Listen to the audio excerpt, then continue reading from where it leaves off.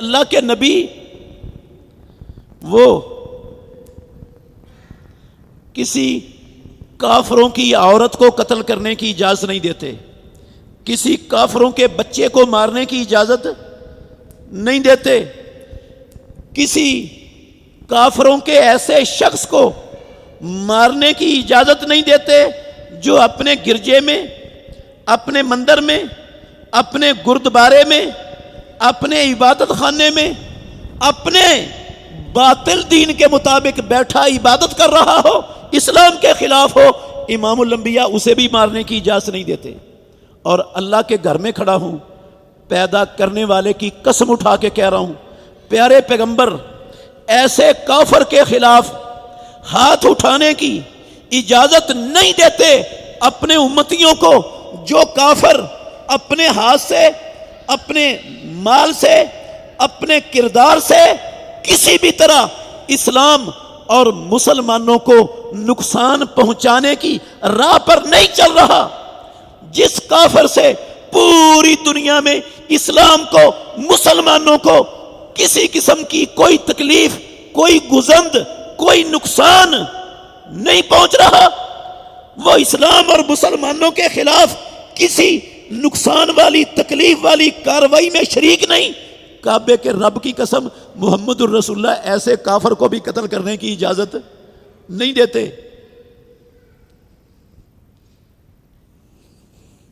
اور جو کافر مسلمانوں کے ملک میں رہتا ہو، مسلمانوں سے اس کا معاہدہ ہو، مسلمان حکومت اس کے مال اور جان کی محافظ ہو، اس کے معاہدے کے بدلے میں جس کو ذمہ کہا جاتا ہے عیسائی، ہے یہودی، ہے ہندو، ہے کافر، مجوسی، مسلمان نہیں ہے، لیکن مسلمان حکومت نے اس سے جزیہ کے بدلے میں اس کو اپنے ملک میں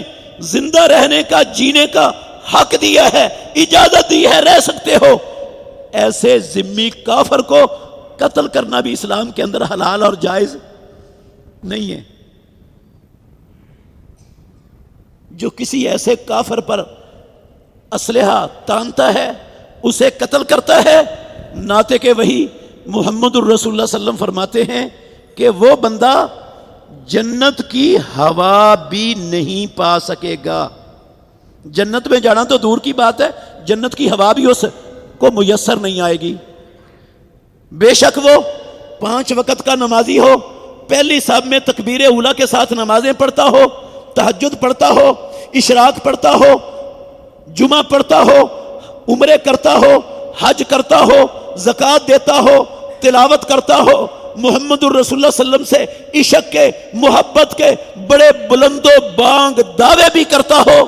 صدقے واری قربان جاتا پھرتا ہو، سارا دن اللہ کے نبی کی عظمت پر نظمیں نعتیں بھی پڑھ رہا ہو، ترانے بھی پڑھ رہا ہو، مگر کیا اس نے کیا ایک کافر جو ذمی ہے، جو معاہد ہے، جسے اسلام کوئی نقصان پہنچانے کی اجازت نہیں دیتا، اس کافر کو اس نے قتل کر دیا ہے۔ یہ میرا قول نہیں ہے، کسی مولوی صاحب کی بات نہیں سنا رہا،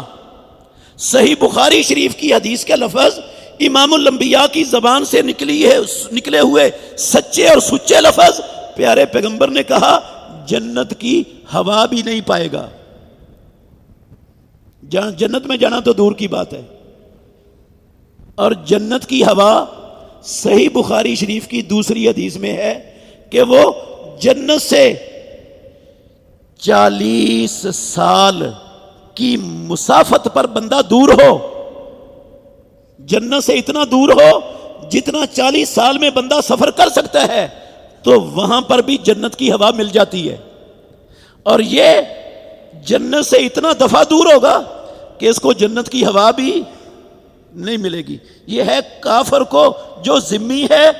اس کو قتل کرنے کا انجام اور اس معاہد کو قتل کرنے کا نتیجہ۔